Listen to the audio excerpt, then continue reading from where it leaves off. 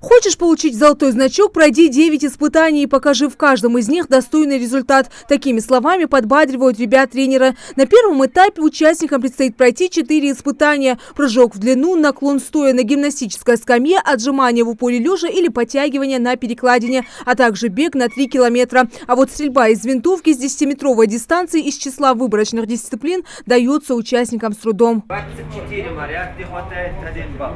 На Назрановском стадионе собралось более 200 участников с различных населенных пунктов республики. Нормы ГТО сегодня сдает призывная молодежь, но среди спортсменов вы те, для кого армия уже в прошлом. Хаджимурат Климатов отслужил 2 года назад. Сегодня он показывает мастер-класс в стрельбе для тех, кто гораздо младше него. Парень признается, если бы не занятие спортом, он бы не был в такой форме, которая позволяет ему с легкостью сдавать нормативы.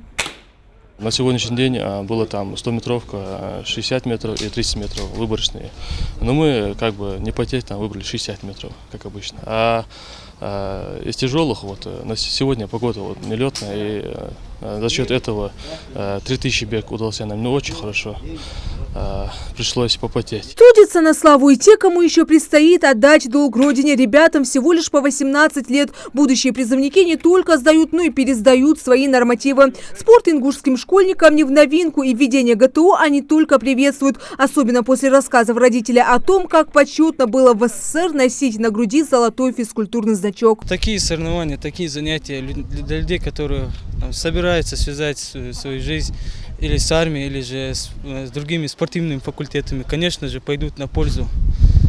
Без вопросов, это же плюс. Более 10 команд по 25 участников, каждая победители городских и районных соревнований. Фестиваль ГТО призывной молодежи проводится ежегодно, чтобы проверить подготовку молодых людей к военной службе. Программа состязаний разнообразна, 12 военно-прикладных видов спорта. Все результаты спортивной аттестации зафиксируют в протоколах и сложат в общекомандный зачет. В данной степени ГТО сегодня они должны сдавать всего 12 видов спорта.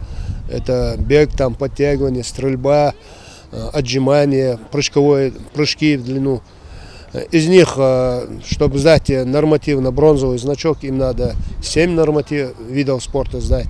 На серебро 8 и на золото 9 видов. По завершении состязаний судьям предстоит посчитать баллы и назвать победителя. Исходя из количества набранных очков, лучшие из лучших получат золотые, серебряные или бронзовые значки ГТО. Фериде Миршоева, Магомед Дидигов, Новости 24.